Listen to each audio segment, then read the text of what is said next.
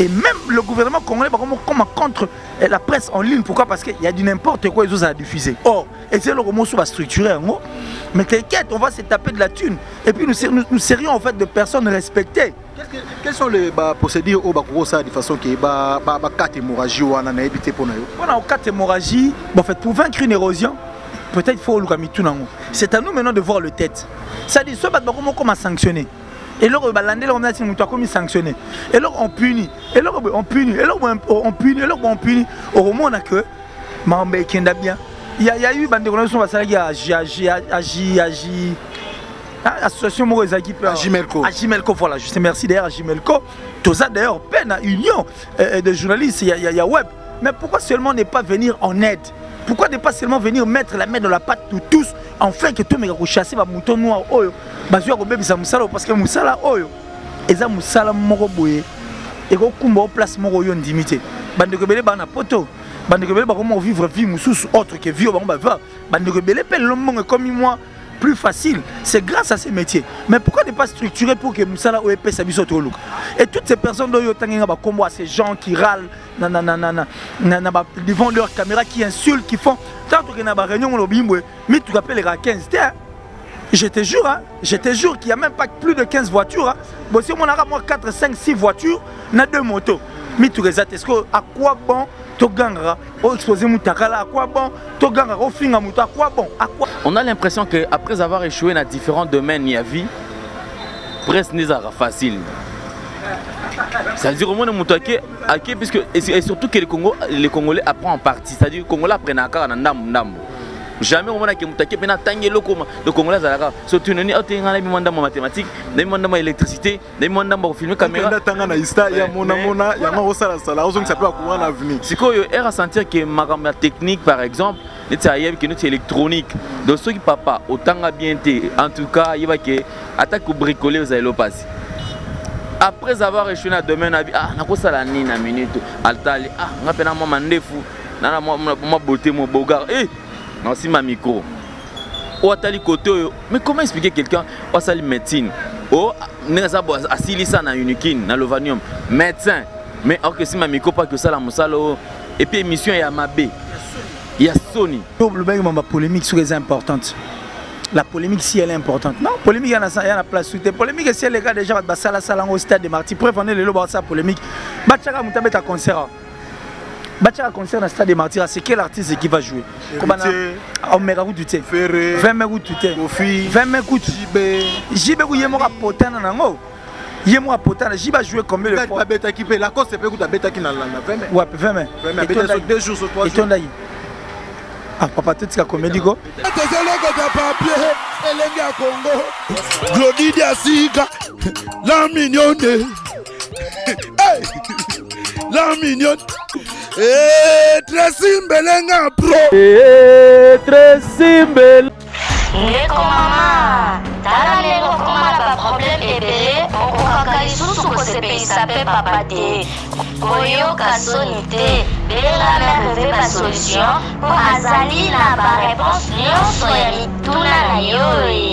Merveille ba solution azali na Suisse, pona kopesa bino solution na ba problème nyonso. Yo totisami na ba problème na foyer na yo, ozali na hémorroïde, éjaculation précoce, merveille la solution. Mokonzi ya banzete azawana na Suisse, obenga ye na banimero eza affiché. Merveille la solution, batika yo.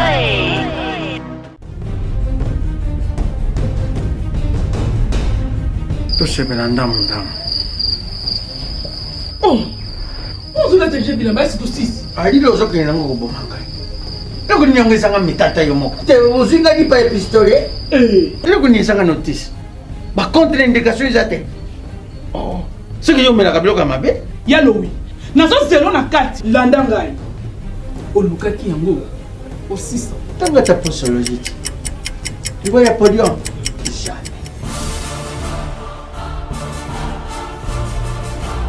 alekisi nono bakanga kataka ina sokola kabilamba ya kanga makana ayo moko vraiment solution de Jésus amat solution yango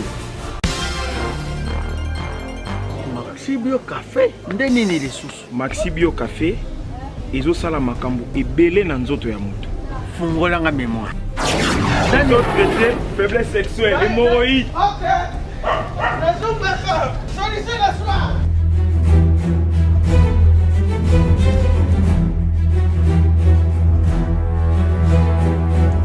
Tomate Napoléon.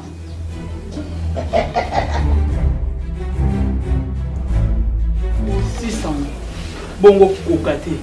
Tono talo kutu.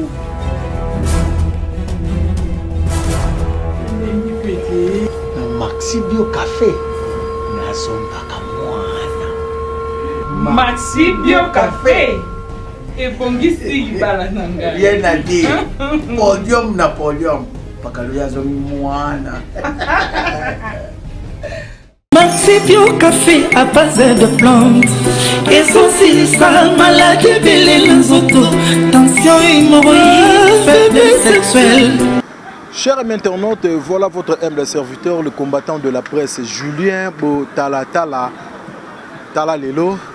Un grand merci. Naïbiki Bozui Bakuya Kolanda, votre humble serviteur partout dans le monde à travers chaîne Nabino Lengia Congo. Merci Mingi na Baïbopé Saka Botala Tala confiance. Le autre dans le sujet, Nabiso te partager na ba confrère na ngai. Oyo yo tukato solo par rapport à baïdé ndoye bika ndenge za la rappeur marape ba musicien pe marape ba comédien ba artiste ba politicien et c'est ngapé bien tout à la peine ndenge nini ba confrère na biso ndenge nini to réfléchissaka yango moni na gauche nanga nazana confrère na ngai Alain Dele en tout cas bonjour Alain Tala Lelo Julien Botala Tala ya biso bonjour na yo et puis bon retour hein na msala parce que non manqué biso moi trop qui guerrier, qui combattant, on a ça manqué, mais comme aux zones qui est ming, surtout ming, t'as côté la opposition, le quoi aux zones, que c'est bon, tu nous as pas d'informations vraies par rapport à l'opposition. En tout cas, à droite, Nazali Bongo, na mon confrère Killer, Naibité Killer, bonjour. Bonjour, Julien Botala Tala Lelo. Ça me fait un grand plaisir quand je te retrouve et que je te regarde. Et c'est encore un grand plaisir de te voir sous plateau Moro. En tout cas, merci et bon retour. Bon retour. Et puis, on va retour dans la chaîne YouTube. En tout cas, c'est important. Faites confiance. Donc, confiance, c'est ça. Déjà, merci beaucoup. Ndenge to solo la ba confirme soni ba na ba botala biso bo comprendre que boyebaki émission Tala Lelo Mexico yo émission na biso ezanini cahier de charge asika toza nango émission ezanini lelo to lukato solo la likambotali musala ya Prince Aline ba confrère na ba concert et que ndeni ba confrère na ngala zala bango to lukato réfléchir évangile selon bango selon Killer et puis Alain Dele et pourquoi pas ton taper côté la musique tout sur moi mais quant à moi je tiens à remercier le nouveau orphelin Willy Mouché Nico Damboka parce que dans le segment matanga Titongo merci beaucoup Naé merci beaucoup na Titi de Bundes agence Titi de Bundes il y a Fifi il y a Mama Fifi pourquoi pas dans les champions Malela de Londres Vienanga ou Avimbisanga Moto merci beaucoup merci beaucoup Nabaitou Botali Bissou et pourquoi pas nous vivons l'époque de Moïse Sabiti merci beaucoup Moïse Sabiti Alain Dele les lois sont sur les lois par rapport il y a évolution à presse n'a évité Alain Dele yozomone la ondengeni selon yo comme ça to ko tabadete un grand regret parce que presque comme étant quatrième pouvoir et puis les lots oyo toyebi qu'ils ont un métier noble c'est vrai étant aussi métier libéral mais la noblesse est primaque dans la presse mais ils ont regret comment on a que la manière dont certains exercent dans le domaine oyo presque en soi je pense qu'ils ont en voie de disparaître puisque jusque là on ne parlera même plus de la vraie couleur et la presse la couleur ils ont en société c'est plus la bavure c'est plus dérapage c'est plus les à côté et tout mais la presse en ligne est en voie de disparition parce que ils ont perdre couleur nango. Dans quel sens en voie de disparition parce que vous savez la force de la presse ils allaient à kiosque pour ceux qui sont ici peut-être ba batala ba chaîne sociale libanda ba ebi c'est-à-dire ils ont ba chaîne se pesa information to ba émission moko comique et tout qu'on sort santé que émission na rendez-vous na ba rataka ngote ozomona mais de nos jours tout na ba toatala ba internet on te dira qu'il y a plus mamna bino to zapa kango. C'est-à-dire il y a plus de délire, il y a plus magambo de bozala toujours bêtises et les qui moi trop. C'est ce qui fait que force wana la place tous la peut-être consommée par un sous 1000 personnes. To komiko kita. To za qui sous na 800, ils ont kita 600, ils ont kita. Tu vois voilà pourquoi est-ce que nous parlons que non presque ils en voie de disparition presque en ligne. Dans ce sens wana. Merci beaucoup. Tokozongela ndeko na biso alendele na yebi ke bota la biso Nathalie Capitao. Boma Moto, merci beaucoup. Na baibota le biso bon séjour pe na Belgique, c'est-à-dire de Londres et Belgique. Moi tour des Alaka. Killer, n'habitez votre pression par rapport à CG9 sur le lot tout ça nango et après sindé ezokeni n'habitez pour na yo. Déjà les Gualentin a fongoli donc brèche na liboso fongoli presque tout et c'est ce qui me motive encore et baksinga sous moi makanisi mingi ya que la presse a eu le roi moi ezakwa zamba. Presse, ils ont le roi Zamba. Ou soit presse, ils ont le roi espèce moroboye, soit il y a nyama moroboye, ou ils vendent dans la carte Zamba. Si vous soyez déjà espèce, on est comme subir bateau, bazoua au boma, au tobenga braconnier, tu vois, des gens qui viennent pour nous tuer, animal ou la fierté, ya mboka, animal ou la fierté, tamsu ya Zamba, ou la fierté à richesse. Et que Banyamon sourit, bateau bazo bon, bakomi belé. Et comme maintenant on voit disparition, et c'est ce qui se passe au fait de la presse. Donc c'est pour dire qu'il y a plein de moutons noirs, hein, on va se réfugier dans la presse et surtout presse en ligne. Oh bah babi que puisque c'est la presse en ligne, ils ont le roi moins ils ont tina comme le roi moi 20 mois la sauvette. Tout le monde a l'élo mon a mutasal site azul gaba petit tu wana bakata kamitu petit wana boya kaka oh regarde démarra car on a habité pour na yo. La base. Mais justement, c'est ce que je suis en train de dire, surtout pour cette personne on a patron à site, il faut que l'on respecter Moussala Baninga. Ce n'est pas que parce que c'est la presse en ligne, tout ça, Internet, mais il faut qu'il y ait des bouffons et des bâtards et autres, des ramassis. Non, il y a des gens qui suivent. Moi, dans la poteau, il y a ces personnes qui sont intellectuelles et qui tombent dans l'Arabie, non seulement communauté congolaise, mais partout dans le monde. Partout dans le monde, dans l'Arabie Saoudite, il y a moi, ils ont moi force Moussou et Salemi, où ils ont permettre que l'information est circulée partout dans le monde quand elle est au Toloba. Ils ont presse écrite, à partir à l'aide d'Internet. Ils font aussi un boulot où ils ont permettre que l'information est en boulot. Donc d'abord, c'est quoi en fait l'Internet? C'est quoi la presse en ligne? Pour y avoir des primo. Et c'est très dangereux parce que détruit. Et des deux, comment rendre une tâche difficile, nous peut-être qui venons pour faire ce qui est au salaire à 100%, mais faire quand même le minimum. Il y a le moment de bataille parce que les lots, sur l'émission, 1500 vues, t'inquiète, automatiquement ça change. Au juge, t'es donc. Bon, je n'a pas un exemple mot typique. On prend par comment ça analyse les lebelés. Que ma mission va tellement soutenir na poto. Enregistre une émission ou tourne une émission avec un artiste et musicien. Tchayango. Ça l'analyse moi ozo réfléchir bien. Tchayango. Tel na bango imbalé émission ni côté ma vue. La réponse elle est simple. Ça dit les gens commencent à être fatigués. Badbalier pondu va comprendre que pondu est comme une aventure et les gens ne veulent plus. Balina bango li soutien et le faire au lingate comment peut ça biso be passe parce que biso to comme on dit à l'époque à Mobutu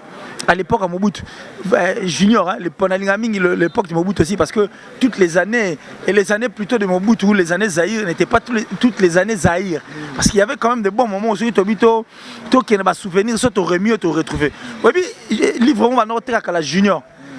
C'était une vente à la sauvette. C'était comme ça. Nous ne pouvons pas en ligne.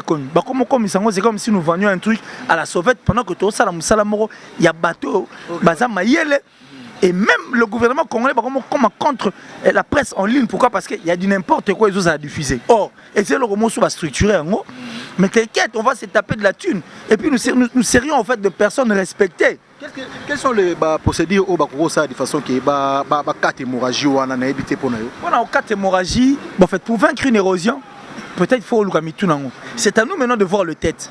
Ça dit, ce bat comment sanctionner. Et là, on balande, on a dit que sanctionné. Et là, on punit. Et là, on punit. Et là, on punit. Et là, on punit. Au moins, on a que Mambé qui est bien. Il y a eu bande de relations qui a agi. Association Morosa qui peut. Agimelco, voilà. Je te remercie d'ailleurs, Agimelco. Tout ça d'ailleurs, peine à union de journalistes, il y a web. Mais pourquoi seulement ne pas venir en aide? Pourquoi ne pas seulement venir mettre la main dans la patte de tous, enfin que tout le monde chasser les moutons noirs, parce que Moussala, et ça Moussala Moroboye, et qu'on combat place Moroyon d'imiter. Bande de rebelles, bana poto. Bande de rebelles, comment vivre vie moussous autre que vie, bande de rebelles, l'homme comme moi. Plus facile, c'est grâce à ces métiers. Mais pourquoi ne pas structurer pour que Moussala OEP s'habille sur tout? Et toutes ces personnes à ces gens qui râlent devant leur caméra, qui insultent, qui font.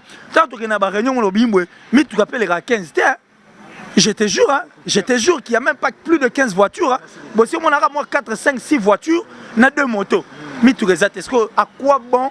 Toganga, au exposé Moutakala, à quoi bon? Toganga, au fin à Mouta, à quoi bon? Parce qu'à la fin du compte, ça ne sert à rien. Je sais que les gens c'est que non, ceux qui ont vu en tout cas, moyen peut au foot à mes athées, moyen au foot à mes athées. Ils ont payé leur hôtel, ils ont payé leur hôtel, puis ça leur rend pas foot à ça leur paye combien? Autant que Moutamay que sur côté vu, on te paye combien? C'est ça le plus grand point. Il faut aller être journaliste ou être il faut aller au-delà du journalisme. Au-delà du journalisme, c'est donc faire exploser la personne qui vit en toi. Noble. Allez sous autres cieux, regardez tous ces journalistes ou à travers la presse en ligne au Cocaté. Il y en a plein comme ça. Il y en a plein. Ah. En tout cas, merci beaucoup. Tout ça, on continue toujours dans la conférence. Par rapport il y a presse en ligne toujours parce que toujours font quand même brèche moins belé mais que Julien je pense que ça vous êtes sans ignorer que presse il y a Kokufa. Pourquoi? On a l'impression que après avoir échoué dans différents domaines il y a vie presse n'est pas facile. Ça veut dire au moins puisque et surtout que les Congolais apprennent en partie, c'est-à-dire que les Congolais apprennent à faire ndambo. Jamais on a que mutake pena tangi le Congolais zalaka surtout noni otenga na bimanda ma mathématiques na bimanda ma électricité na bimanda ma filmer caméra tanga na ista ya mona ya ngo sala sala ozong ça peut courir en avenir sikoyo era sentir que ma technique par exemple netayeb que notre électronique donc ceux qui papa otanga bien té en tout cas il va que attaque bricoler aux aélo passer. Après avoir échoué dans le domaine, nakosala nini na minute altali ngapena moi mandefu nana moi beauté mon bogar non si ma micro ou atali côté mais comment expliquer quelqu'un ou sali médecine oh neza bo asilisa na unikin na lovanium médecin mais alors que si ma micro pas que ça la musalo et puis émission ya mabe il y a Sony. La paramètre musu na kolba pe que non mbepi atape ba baota so libanda à cause de la paix plombier à cause de la paix ajuster à cause de la paix mambobele mais ce qui est important zaka que ya ko sala ya malamu na ebite yo mais tiens eza libéral pourquoi est-ce que moi pour mon amener batumso baba osaka na musala papa est-ce que toi tu penses que yo ngoza boye Julien Botalatala okotika lelo mikomba la moko ebisanga ke okebongisa téléphone obanda wapi donc téléphone à tout cas liboso ko fungola na ba okanga yo yango na dégâts au ça na internet mais ce sont les mêmes dégâts vous comprenez c'est-à-dire muto na tango sali oui pourquoi c'est pas que non avant de nous attaquer dans l'érosion physique nous devons tout d'abord nous attaquer dans l'érosion mentale. Ceux qui ont érosion mentale, papa, ils ont la tombe sous colanda cravate. C'est un handicap mental. C'est-à-dire, Namutu, ils ont ma dessous, ma érosion et ça là. Donc, c'est-à-dire, on te chou dans le domaine mobile. Pourquoi celui qui a un métier libéral? Quelqu'un peut être avocat, vous comprenez? Un avocat, mais en même temps comme journaliste. Parce qu'ils ont un métier libéral.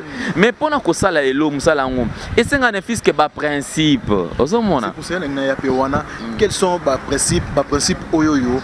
Et en tant que patron de la chaîne, parce que vous avez pour travailler qui peut pas la bateau, mais là, comme il peut responsable de l'entreprise, quels sont les principes oyoyo et c'est ngaka mutua sala deti par exemple si mami quoi ça na presse. Moi je pense la première des choses c'est d'abord l'humanisme. Kibomoto ça c'est-à-dire le primo. Kibomoto mutua ça na kibomoto Julien.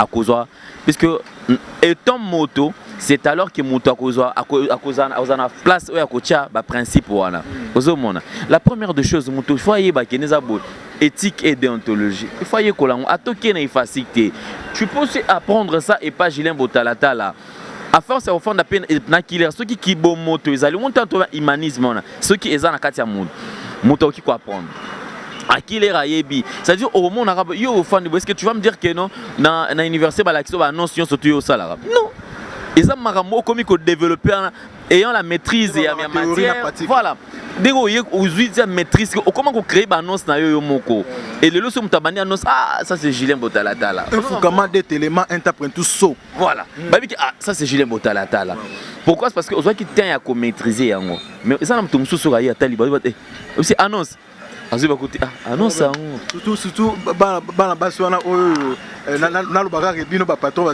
ba chaîne de bozo so do talika mwana street okokoloba ne je t'aime te mbala moko bon yaka na nouvelle tendance cameraman ke na Nicolas camera robo ke na ye na bengeli kabose na bengeli cappuccino bake solo et puis na sima nango dommage net ce que vous venez biso boye c'est ça que je dis dommage net biso net boye déjà na ba musicien ngo zalara. Tu comprends, ça dure. Dans le lobby côté musicien déjà entre parenthèses. Nous sommes on a ce qu'on va peut-être pas homme politique, na occuper te robeng la moto. Ce qu'on a mis tout na question mutana otinda avec ça la ngona ndeni ayamba dane ça fondeni. To Mike Mukeba. Tu comprends? C'est-à-dire que minimum ya makambo on a tout sangisa tête aujourd'hui, c'est-à-dire vie na biso, tout sangisa ngona musala. Maramba vie ba sentiment à part. Ceux qui ont kende tout droit au but, va tout droit au but. D'ailleurs, ils annoncent que c'est belé.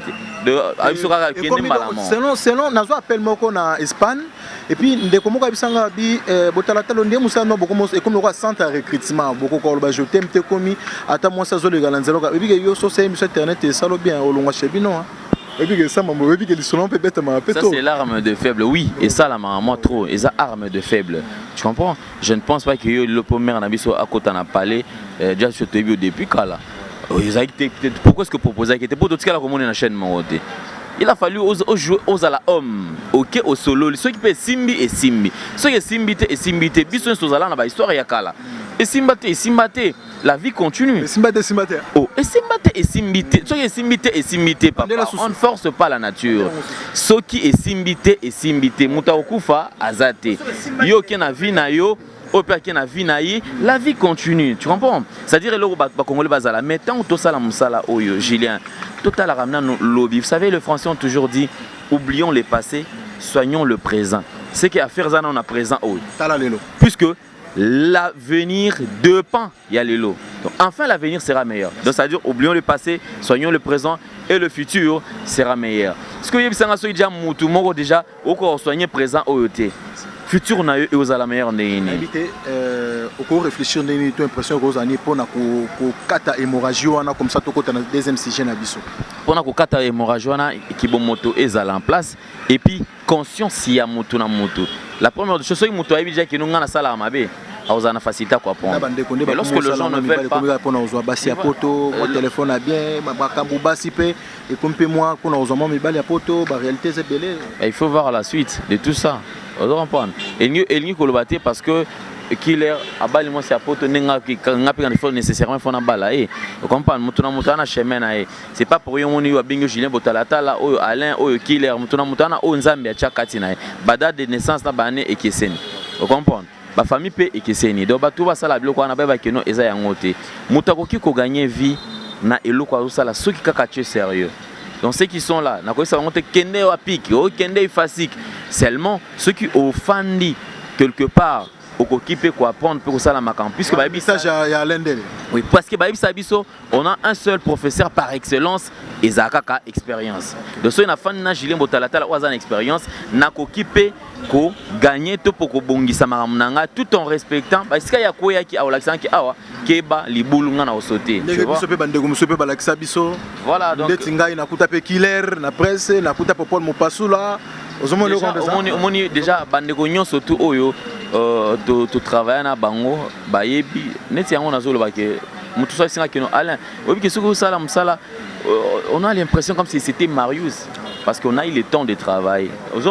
C'est-à-dire que les gens ont fierté. Est-ce que Marius Munga tant afandaka na poto alobaki no bakomisa Alain Ndele akozala fier parce que ah non il dit c'est vrai asalaka moi muke bien mais soki na bando fingisa ye alanga bisa ah te yete vous comprenez donc ils ont un sens. Merci beaucoup na baye botali biso partout dans le monde na habité message ni ko pesa pona ko kata hémorragie wana na bien pona kata hémorragie je dis ce qui est plus important d'abord na vie eza mutuye moko on peut beau parler mais soki motoye moko azonga komisa la au to ko c'est-à-dire ami sali ça examen té et ça très dangereux donc ça l'autocritique à s'auto-examiner à s'auto qui l'auto tout faire revoir ou quoi que ce soit hein et ça là est bien pour on est ça là que sur va commissaire Lio Maloba to sur va pesio likanisi au bakson on a aux agneaux donc et ça très important que nous prenons conscience de ce que nous faisons pour et ça important que tout ça musalo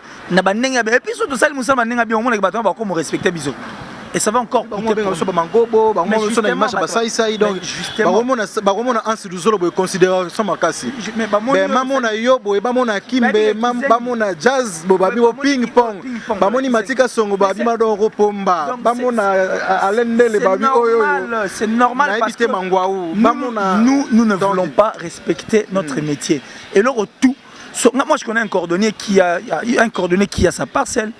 Un cordonnier sur que ça pas tout pas il faut somme et puis il est sérieux quand tu viens il traite c'est un cordonnier banane batanga à 2 universitaires banane batanga va bien un cordonnier yo so pesi respect ne loro na hotel muto pesi on respect la presse en ligne c'est un boulot noble un métier très noble alors nous devons respecter merci beaucoup et je crois que c'est important qu'il faut tout ça m'en besoin merci beaucoup na baibota libiso je sais que vous êtes nombreux à Rolanda biso na restaurant Mama Loboko na Ottawa. Merci beaucoup chez Serre Nabiso Mami Mukelengo, moi na Vie Billy. Un grand merci na Aimé Biola mon vieux. Un grand merci na Tracy Melenga et pourquoi pas na Baibalinga Rabiso caméraman Nabiso Robo Nicolas. Merci beaucoup na yo, merci beaucoup na Moïse Sabiti, merci beaucoup na les champions malais de Londres, boza partout. Na évité deuxième sujet na surtout ça quoi aborder pour que to chité. Nini oyo comment ko sala le loyo presse en ligne mingi to beta c'était parce que tozawana parce que son de toza boy bisonyo so travail ya ba chaîne à Kinshasa ou que to uti na Kinshasa to kende ko embrasser univers presse en ligne mais nini ça la que toko malokola donc notre bisonyo en général toko malokola ba bureau ya ba musicien OK ba qui attaché de presse to commence on a ndenge ya divagation na ndenge ya fanatisme na habité pour na yo Alain Ndele moninyo surtout comme ba conséquence ya ko manque ya koyeba musala manque ya maîtrise ya domaine pourquoi parce que déjà mutu déjà aibi dans nos rôles ya qui attaché des prestés alors dis-moi tu penses que aroki ko exercer pena ba pc combien attaché des presses et puis il y a ça la musala né comme monsieur doit pousser ko expliquer ba tu rôle attaché des presses parce que tout le monde a ko pepe na le bogar ceux qui bureau ceux qui attaché des presses na habité le bogar c'est un artiste à la rappel ouvert de temps à autre à 5 services de Kenato rendre service alors 5 qui tous qui système gars qui est pour na libanga pour que ba journaliste internet ba mo lala na studio makasi pour na libanga je pense déjà que ngako mama banga na studio na ko taraté na kenda na ngapé mais dis-moi naebi parce que ça fléau ça mon elo moins orangé batou mais je pense que déjà ce mon tout déjà aïe azana maîtrise dans côté pour na ko keneka attaché et après azaka muto salara mutu oazana kati va faire partir il y a presse mais oazo jouer pont entre presse et artiste c'est tout Osko to comment on a les lobes par exemple au bengi artiste tellement Alain de la attaché de presse et artiste Kingandi artiste a droit tout Alain de loyebi botalatala oyebi nanyo na sima nango pa ko yambete bu mona ke mingi comment peut ko étouffer ça dit que yango zo mona soko yoka na raté na botalatala donc à botalatala ko interviewer mais c'est ce qu'on a toujours dit Kanis Kaikoum le chien conduit l'aveugle les artistes musiciens qui ne veulent pas prendre qui se font entourer aussi des gens qui n'ont pas de la matière c'est-à-dire et moi artiste musicien on a la kin ko zo sur le ko la ka qui attaché des presses azupe mutumo qui a de la kin aussi azu a tient na place wana papa il sanga sur ça ni nende on se molo bakeno mtamaele na mtamaele so bakutana basala ni bon bana so basala merci beaucoup tozongela killer na éviter votre impression par rapport à sujet na biso attaché des presses na lo bien Pierre qui roule ne masse pas mousse. Libanga a comment rouler mango et ramasser mousse. Et quand on veut amasser la mousse, il faut rouler lentement. C'est-à-dire tu apprends petit à petit. Et s'il faut aller plus loin, une science sans conscience n'est que ruine de l'âme. C'est ce que ces gens-là font. Ça dit, il y a le rose salade. Sireux. Batebele bakufa autant ba piara IM. Ba pia IM. Ba boni bantabana makako ba yiwa kelia makako bantabana ndako bakufa yipwani. Mwana bazaki ba kobai ba megela bon ba kisi. Parce que ya yibi ya vite kezaki kobai. Ya kiena pale ba sali yango sauce ba lié bakufa kasi. Yango pesa les mawati. Et puis lelo attaché de presse yango ba musicien ba saki confiance bango ba mona ke baza ba super attaché de presse. Ba bomi ba misu bazo luganzela poto. Muso comme le golo ça la po mo yamba o exactement yambo exact parce que et ba bomi bango na rando na ranki ba musicien ne besoin ba kuta na raté kaka biso na biso ka ne mutu to ko sabon une science sans conscience n'est que ruine de l'âme mon cher c'est simple si les musiciens on peut bango aso ka attaché de presse au tchena oh non au presse communication orchestre koufi orchestre bandaka bien après tu comprends sur orchestre communique au comment tu as 500 pour nous madezu au baxina fumbwale explosif si au monde est panzani c'est parce que Baïba Ikarate Moussani ou Manosala. Un musicien habite pourquoi il est musicien. C'est quoi un artiste et musicien? Musicien il faut que tu valais la presse. Aujourd'hui d'ailleurs vous pouvez comment libéral parce que les musiciens ils ont soutenu les arabes liboso. Il y aura-t-il les boss parce qu'on va attacher les presse aux journalistes et il est là. Na les arabes. Et c'est que pour mon pas si il y a Celtel Oasis na au Nino GSM. Au ben ni nécessité. Soro bengi boyete vous avez mais on va nous sonner bandel loti. Mikolo ba comment plus pratique. Soro bengi et pas comprendre que bon bah ça sous ta moussous na moi ma casse auto vitesse on est sous te bah on baxana vitesse bon tu amènes une personne à base au tient la vitesse en casse hier ezawa roue et un bâton et une roue c'est fini tu vas plus avancer comme il se doit c'est parce que ces gens-là ne savent pas ce qu'ils veulent et ce qu'ils font c'est la moindre des choses réponse yaka ya ngwana au ruto to ke na biso to luka midi à 14h c'est parce que ils ne connaissent pas et ne savent pas et là on y baolu merci beaucoup Dabandeko Baota Labiso et ça le combattant de la presse il y a qu'à rappeler tous ali na gauche Nabiso confrère Nabiso Alain Ndele et puis na droite Nabiso confrère Nabiso Killer ça merci beaucoup na Baibota Labiso partout dans le monde aujourd'hui Bakou ya Hollande Nabiso Alain Ndele tout étant sous du solo l'autre baï to kota mo ma solo belé moi ba rando ba mission et comme kozala oyo na ebité pour na yo et ezanini Ezakaka inversion de valeur en fait. Tu vois, quand on ne maîtrise pas ce qu'on fait, voilà. Trop de polémiques. Est-ce que pour musique qui est dit bosso et zo sengara? Moi je qui beaucoup le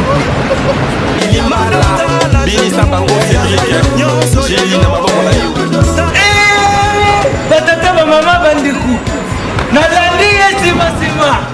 Na timbiri wa sekreja sekreja likaka.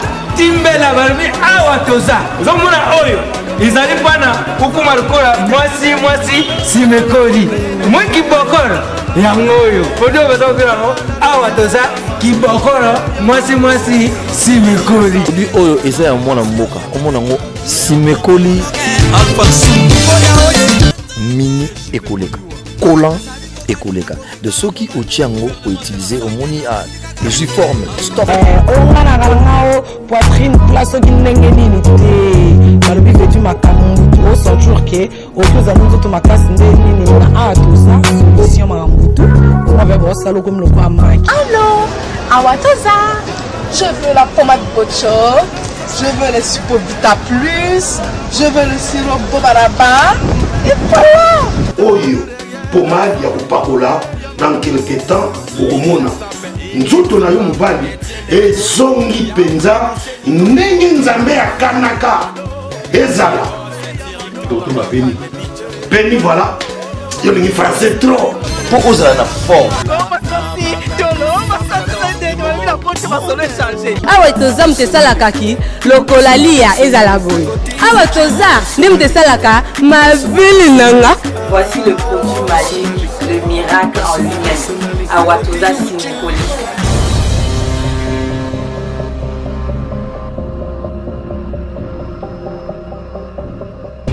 Alain de l'été maintenant le solo il y a barando auto comme on a ba discussion comme internet et surtout Mikolo avant ils allaient que on a faire Koffi Olomide faire ouais Fally Ipupa faire ouais Ranson héritier Watanabe nana nyoyo héritier Watanabe na wera nani oyo nani osumona keti na jibe piana auto ebaki ke azalaka a mi bendaka vraiment côté internet na éviter votre pression par rapport à la réalité aux autres rappels mambo jibe.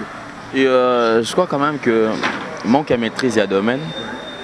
Voilà le fruit et puis et vous savez quand rien ne marche sur le plan politique le reste c'est à la longue bon un pays où il y a impunité où c'est-à-dire inversion de valeurs et ali nous sommes la biloko tout ils ont salama. Mais moi je pense que polémique les artistes musiciens ne veulent pas se servir de l'histoire pour avancer. Pour ceux qui ont ta histoire, telle la polémique et même en place, parce que ming na souke zala mabe. Mais comment on a des artistes musiciens qui auto finga, c'est-à-dire bango mona ko to finga na boete. Ils préfèrent ba banda ko zosko ba bête du roi wana ba mouton noir wana. Ba utiliser avant yo kendo fingi na kingane o petango yo peti mona musaka zo sala neto mona Sankara ba papi le prince ba Fonsi Dibaya ba Dadi Mola t'imagines encore et ko tipe na biso pe lisu to komi pe ko bundela ba musicien déjà neti ba tuneti ba Dadi Mola on peut encore dire qu'ils sont encore jeunes ils sont encore trop jeunes et bon Blanchard Moussaka à son âge tu comprends c'est dire Blom sous ça diminue Blanchard Moussaka qui a déjà déjà tu comprends que quelque part ils avaient perdu il y a mémoire. Est-ce que pour nous ça les ali kambo jeune tous ali kambo nane parce que ce qui est important les ali kambo sala musala na ndenge longo et ce qui est important ils ko sala musala mais ko sala musala on ndenge nini ozomona est-ce que na papa na sindi ba kala ba ko tindaye ya sala musala na au sala yango te tozonga mukena oyo tali par exemple Marambia Jibin Piana. Mamba Jibin Piana, mon désala. Jibin Piana, quelque part, les artistes musiciens, n'a évité ni les autres bango. Vous savez que les artistes musiciens, c'est la constant. Au départ, Bazala Raka, ba fanatique, Ngakutu Boye, pardon, Boye Kelanga Mawa, disque Nabino Yango, Bosomba, et tout. Au départ, ils ont toujours besoin du public, ils ont toujours besoin des fans, ils ont toujours besoin, parce qu'on a considération, on a ceux fans à l'objet, on a Buki Mapeka, vous comprenez? Mais tout le monde, par exemple, les aux États-Unis, perdre même, perdre vie, parce que fan, moi, qui est au Bomaï, elle dit non, on a encore supporté sonité. Il y a eu un enfant, Oyo, papa a boma moi na moko. Alors que non, parce que moi on a finga bêtise, vous comprenez? Alors non. Pourquoi non, Nakoski Kotike la France héritage Oyote. Tu comprends? C'est-à-dire que moi na oza Sony pour na mboka. Jibin Piana il faut babomaye to bako isa. Babomaye bako isa été mais mais façon ko bomate que physiquement ça dit ko isa mi au condamné au moninga. Je suis encore d'accord avec Koffi Olomide. C'est le seul artiste quand ils sont après avoir trébuché toi Koui à Popoli à Yakambangu. Pardon. Mais j'ai l'impression de dire bah JB ils sont extra. Ils ne sont pas extra. JB Piana, il y a un moment il avait besoin de fans. Donc il ne peut pas se prendre la tête comme s'il est au-dessus de tout. Non. C'est comme ça, c'est toujours des alakara. Le collègue Marababa fan, les alakara pas occupé Colombien, ni boy. Tout le monde a même pas supporté ça. Il y a Real, il y a Barcelone. Au moins, la question était vite à club et tout qu'on sort.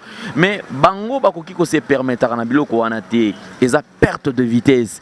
Et encore aujourd'hui, moi personnellement, je serais encore dans Rosala ridicule. J'ai me sentir ridicule comment on a que papa chéri qui fait encore une vidéo pour dire que non, Mikolo yo, na tout comme un système kaka, je te bloque. Je te bloque, c'est ridicule. Pour je même bien encore ça la bilo ko ndenge wana te. Osomona. C'est-à-dire fan wana, vous imaginez Mouicha on a place à fan. Et aujourd'hui à partir de Lokwana, il a perdu combien de fans? Il y a eu un temps, papa Chirez qui a besoin de fans. Et aujourd'hui, comme il s'est dit peut-être que je m'en fous, je n'ai pas besoin de te connaître. D'ailleurs, je ne t'ai pas lu et tout. Bon, moi personnellement, ils ont perdu la vitesse. Les artistes et musiciens, ça là effort. Il y a les domaines où c'est bon. Et puis, ils resteront toujours des artistes. À 75 ans, bazala na minimum ya respect na considération. Oyebite ndenge nini ndeko wana pe ayela ki msupe excité yepé. Lokola aza mutu. Moi j'ai l'impression que s'il faut aller encore loin, il pouvait encore rentrer le plus vite possible pour dire que non, je m'excuse. Justice pe auti ko benga ba Frank Diongo bon, ça c'est pas la politique. Tu vois, il y a deux mondes différents. Mais je pense que papa chéri, Asala yango lokola Kofi Asalaka. Mais pourquoi si c'est Kofi, c'est tout le monde qui en parle. Vous voyez? Et puis ça c'est vrai. Omoni, si c'est Kofi Olomide, il le fait. Et puis Moutounion surtout tala. Julien Botala, tout le balelo Mamoussou Tobo Sanaka.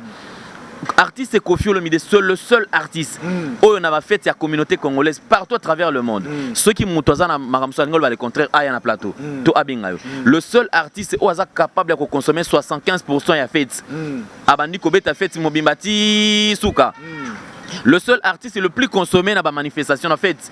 Même Papa Wemba lorsqu'il était encore vivant, na longoli mutute, na zongi sina Papa Wemba. Papa Wemba était star, grand par son nom de nom, mais Papa Wemba n'avait jamais que ba fête ezobeta Papa Wemba yé à l'équipe Kofi Olomide na ba répertoire, bazo tient na fête. Non. Mais pourquoi est-ce que Kofi Olomide exala muke tout le monde na concert tu beta ba Beyoncé tu beta na Jazz ba tu beta na Stade de France. Mais avant yango c'est Kofi Olomide mtando beta kotana. Tout le monde va jouer à France, à Bus, à Kenya. Nous avons bêta. Kofi Olomide. Mais le même Kofi, Azalaka lokola, bête noire, Yendekara mabé. Mais quand il y a quelque chose de mal, il vient le plus vite possible. Azalaki pe na problème na burompe la pa uta yeko zonga. Tabazonga na mambango ndiye kotongo odembela te ndiye ka Kofi Olomide. On dirait siko wana message indirectement pour na Kofi Olomide. Moi pour dire Azalaki pe na problème pe na c'est vrai Kofi Olomide c'est un artiste mi to comprendre pena fonctionnement a été. Alna ko disparaître traité. Mais pour succès pour dire que ouais complet. Nabia, yo so monaka côté négatif à Kofi, t'as un peu côté positif. Combien de musiciens balongo bazonga kena bango poto. Alongo zonga fi Kofi mazonga na orchestre kene poto. Il y en a plein. Yo so monaka côté négatif à Kofi pendant que Kofi Olomide azana ba côté positif et belé. Oza que musicien longo zonga kene poto. Musicien longo wana bat balobela ngo te maramusu na onde kwa lenga wuti ko épingler. Alors nena zonga puis na poussa liboso pour na umela penza te na micro. Yo le bag ma polémique sur les importantes. La polémique si elle est importante. Non, polémique il y a la place sous polémique si elle est déjà bat sala sala au stade de Martyrs. Prévenez le lobo ça polémique. Bachaka mutabeta concert. Bachaka concert dans stade de Martyrs, c'est quel artiste qui va jouer? Kobana Omega Wutute. Ferré. 20 mai Wutute. Kofi. 20 mai Wutute. Jibe ku yemora potana nango. Yemora potana, jiba jouer combien de fois? Beta qui peut la cause c'est peut que beta qui na 20 mai. Ouais, 20 mai. 20 mai. Beta sur 2 jours sur 3 jours. Ah papa tout ça comédie go polémique na bien polémique wana ici les cas siko to beta masolo mususu. Alors parlons de JB Mpenando to mamba Jiba. Moi je regrette que JB Lelo ça n'a pas sa fanté. N'invite sur quoi dit on a bien. Mais Jiba ça une rétrospective. Papa chéri na orchestre na azongi kinao qui des potes le suite pour ba poème moi kili azoba poème na moko privé et puis ba poème il y a ba orchestre et tout. Il était seul en face de ses artistes et en face de ses fans. Et c'était ces mêmes fans-là qui partaient, criaient, chantaient pour JB Mpenando. À cette époque, il n'y avait pas d'album, fan balagi na été. Abeta concerne stade na fiki noana. Un grand problème d'ailleurs na album na maramna yemoko ya okende ko bimezagi soutien. Mais il a fait face à Ranson à cette époque où il a tout fait tout flamme. Toi tu penses que c'était qui ne va se les concerts bien? C'était de fans. Même le stade de Martyrs, combien de fois papa Chrabeti stade de Martyrs? Et le dernier concert de stade de Martyrs, c'est qu'il y a bling bling. Il y a Ibrator, Talandenga façonné mutu. OK. Nazana Ibrator alele la bi menga makoto quartier la terre vraiment on débat bezaranga jidama. Donc au monde que moi na écouté mais à façonner à jouer ça là puis lelo makambu Ibrator c'est bon. Merci Ibrator tu es chanceur makambu c'est bon et sur Ibrator aujourd'hui à la deuxième BCBG. Wenge BCBG 2. Bon, comme papa chéri n'est pas encore en train de voir les choses du bon côté pour son album, il a déjà dit à son fan d'aller chercher un orchestre, il va mettre un album. Bon, espérons que Ibrator Robert tape l'album, les matchs peut-être ou balle, je ne sais moi de quoi Ibrator Robert tape et son sabus esprit à BCBG. Aux appels chansons. Chai écoute Chai qui a œuvré longtemps dans cet orchestre Chai Azwani. Bon so Chai ici quoi qui n'est on a bien. Non, il y a bien ou pas. papa nyonso enfin produit kuta sala mabazo ngazwa mais il y a pas que ça ici nous parlons de JBM Piana Kofi Olomide tozonga na biso nous voyons mal mais Kofi Olomide n'a jamais envoyé je ne sais moi ce qui toi je sais pas voice peut-être fan et peut-être mutalinga takine nous parlons de BCBG tout à l'heure que je suis très étonné de voir que Papa Chéri n'a plus besoin de fans. Et il ne veut même pas connaître. Et puis, qui lui a dit qu'il avait besoin de les connaître? C'est-à-dire, je n'ai même pas besoin de te connaître. Je ne veux même pas qu'une personne défende ma musique. Mais dans le temps, quand il était seul, avant même que Stabilité Marambele Zala, Papa Chéri avait besoin des fans. C'était le fanatique qui venait à tout moment, malgré moi, faille. Moi, turbulence et orchestre, mais le fan était toujours présent dans ma concert, pour JBM Piana, pour qu'il va défendre car orchestre, BCBG. Et même fan, moi je vois mal aujourd'hui. Papa Chéri était, n'importe le temps, écoutez, je ne sais pas s'il était à l'état sobre ou pas, ça je ne sais pas, mais agissement ça m'a cassé. Et puis parce que est-ce que Papa Chéri et ce sont les fanatiques bandeko nyonso wano baza libanda na poto baza na kisasa bato ba bunda fan pe mo be excitaka pe biso makasi excité nani Papa Chéri. Oh comment ça? Lui c'est un père. C'est un père et puis il est expérimenté, c'est pas comme un média. Non mais c'est un vieux loup ma musique. Il a beaucoup d'années, il a bercé beaucoup de gens musique à Wenge wana et bercé ba tuti lelo. Merci beaucoup. Tout c'est voilé fasté. Tu ne sais pas qui tu as affaire. Il avait affaire à JBM Piana, son président de l'orchestre BCBG, un orchestre qui faisait plaisir à ces jeunes fanatiques. Autant Mswaza, très touché de voir que Papa Chéri confond. Papa Chéri n'a une unité. Il a à peine 50 ans, 51 ans, 50 ans, à peine. Bon artiste et musicien, Michael Jackson, malgré 50 d'âge, Oligara a 50 ans, Oligara c'est fort à bête en doule. Et ça, la musique est plus fort que Bango, Papa Chéri est trop jeune. Quand ça que j'ai poussé nous soit, je ne sais moi il est encore trop jeune, il peut faire mieux. À ça peine attendre au album, mais bête, fanatique n'est pas c'est peu là. Qu'il arrête de distraire les fanatiques veulent que Papa Chéri sorte un album. À tous les Zaïko ou toi au album à Babinit. Zaïko, mis album à Babini. Et puis, ok, bana ok, c'est un studio album, on a bima et Tobina il peut donc comprendre que les émissions à débat tous ça là. Nous avons le débat de façon que tout le monde réfléchir par rapport à la réalité de l'Économie. Éviter par rapport à ici à JBM Piana. Moi, c'est parce que tout le monde est dans Souka, tout le monde est Nicolas, quand même, un robot, ça l'a aussi. Éviter pour nous, c'est Alain Ndele. Je crois quand même, pour un ami répéter les soucis, on demanderait à Papa Chéri, il a encore besoin de fans. Et alors, comme vous avez la peine, a besoin mais un peu revoir le comportement. C'est vrai que Papa Chéri, c'est un artiste qui aime bien l'adoration parce qu'il veut à ce que adorer, Papa Chéri, l'homme qui a sucré la banane, l'homme qui a mis l'eau dans le coco, souverain premier bin Adam, que sais-je encore. Mais dis-moi, il faut que pour passer l'adoration, on a rabattu tu vois. Donc il faut ne fût que mais couronne, on s'en sert. Ça ne le coûte rien à Ayoka fan. Et en fin de compte, ATCP, ok, merci, Nayoki, Tobuna prochainement, tout ça là. Vous comprenez? Dans le sens où et puis, elle a rappelé souple. Parce qu'apparemment, on entend Papa Chéri dire c'est comme s'ils sont fous. En fait, il n'a pas besoin de fans. En fait, déjà, il suffit dans ma camion surtout, alors que c'est faux. Vous comprenez? Ils ont une gratitude à part dans et puis, et ça risque un impact sur les artistes et les jeunes artistes. Parce que jusque-là, déjà, les artistes, mais ici, ils vont mal aimer. Pourquoi faut il y a des erreurs, des couloutes, des vins, des sala. Donc, je m'aime bien pour les qui au Bakoya. C'est tout ce que moi je peux dire donc pour Papa Chéri. Ils ont un acharnement, on n'est même pas contre lui. Mais seulement, soit ça il aura malam, à ça le malam. Soit ça il peut m'abbé, à ça il m'abbé. Voilà. Merci beaucoup. Soit ça le malam, à ça le malam, à ça il m'abbé, à ça il peut m'abbé. Citoyen congolais, tu as n'avait pas au ça. Bon, à tous les Congolais, je pense que les élections, c'est bien. Et les élections, c'est très très bien. En tout cas, nous en avons besoin. Mais pour quelle fin, au fait? Question dans la tournée. Les élections, c'est bien, mais c'est pour quelle fin? Voter encore une autre personne qui viendra pour faire la même chose, auto-souffrir. Il faut changer de donne.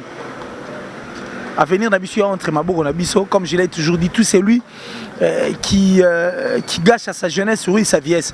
Notre jeunesse, c'est aujourd'hui, et notre vieillesse, c'est l'avenir. Regardons les choses du bon côté et pensons faire bien. L'invité à Mbappé, ça va bien beauté.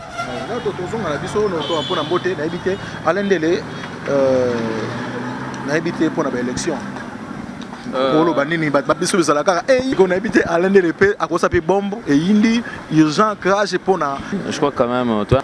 Et puis je demanderai aussi aux gens bandeko bazala mpona mamba baélection parce que oza congolais azobate tous les artistes musiciens qui ont postulé na osenga na bato so baoyoka bavote bango te bavote bango te toyoki mpe ke weranson mpe style bavote bango te mais oui c'est babomi mboko vous comprenez balimbongo tourne na bato yango pouvoir en place et aujourd'hui ils veulent maintenant aller puiser ça dans la source après les lots balobaki non oh papa na musique écoute zo permettre bango ba passer message facilement ba imba banzembo ekota ti na ba étendu ba fin fond bazoko ko sala ngote et bon on a parlé makako ezala 4 miroirs pas tout na fait ça clarifier ça bango na ça ba binda peut pour na yo vraiment par rapport à propos ya Lendele. Oh mais je suis pour ngaku na lai Paris bato va véhiculer message ne votez pas tous celui qui artiste et musicien a postulé pour voter bango te ils sont méchants ils ont soutenu et aujourd'hui ils veulent non ils sont méchants ne votez pas. Madame, malheureusement, malheureusement, je n'en ai pas. Mais du moins, espérons. J'ai dit merci à celui qu'on appelle Tati Bouchiri, le ministre de la Défense. Naratia Hollande, la ministre de la Défense, Tati Bouchiri, l'homme à la précision de la montre suisse. J'ai dit merci encore à toi, Otis Mas, à double parking. Hein, le cœur de Sino Tantine, Naratia South, Naratia Afrique du Sud. Et puis, salutations à Souk, en tout cas, on a Pessi, Bandegonion, Soubatal, l'Arabie Solibanda. Ceux qui m'ont zali, plus 743 89 526 54 54 plus 243 89 526 54 54 Facebook n'a killer qui laisse écrivez-moi et puis il y a plein possible taux soleil ça l'a bien quoi. Mais le tout dernier congolais rotika la RDC le tout dernier en tout cas s'il vous plaît ce rôle de ma RDC koboma mwinda te quoi. Merci beaucoup. Na habité ndenge tobito combien il y a le bosso spécial en mbote na Cédric Mbango donc il y a ça. Les grands réalisateurs. Servant moteur, il y a Mamambo. Vous voyez, c'est-à-dire un Congolais qui accepte de rendre service à ses frères. Tu vois, c'est-à-dire que l'artiste écoute, n'a pas sa beauté. Mais n'a pas sa beauté dans maestro Cédric Mbango parce que yom ta sala avant. Mais on demandera aux artistes d'être reconnaissants. Et ça c'est parce que Mikolo technologie yom ta sala azan makas côté lobby va sundola. Merci na bandeko tout oyo. Bah landi biso les trois personnes madame P non pe sa bande ko nyon surtout en général mbote le quoi madame aza muta mbote na ningi pe okoti na kati ya mbote on comprend ngo que moi ça star ah OK félicitations qui ne ko glisser moi muke so moni moi image va moni mais aza akokota mbote alors merci mingi na bande ko nyon surtout mingi na chouchou na tati la femme d'affaires véritable femme d'affaires Maloris la congolaise Malolo. Merci à impresario Claude Ndombasi, il y a Janice Tachungan pour te Bangamichuri depuis Suisse-Irlande. Merci à deux personnes au Canada. Donc Christian Waleba, top secret, et Sam Waleba, Afande.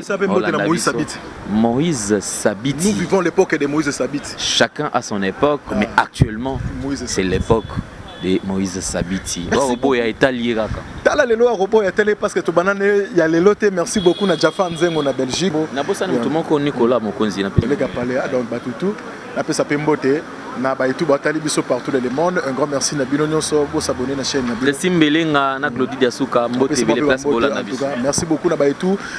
Merci beaucoup na Alendele, merci beaucoup na Killer ndebo tout monde na touti ko panza bon. Killer Merci beaucoup na ba itu botali biso pour s'abonner na chaîne na bino. Merci beaucoup na yemo ba bien comme Willy Mouchen Kodamboka, Moïse Sabiti, agence et Titi de Bundes de Londres. Merci mingi lisusu na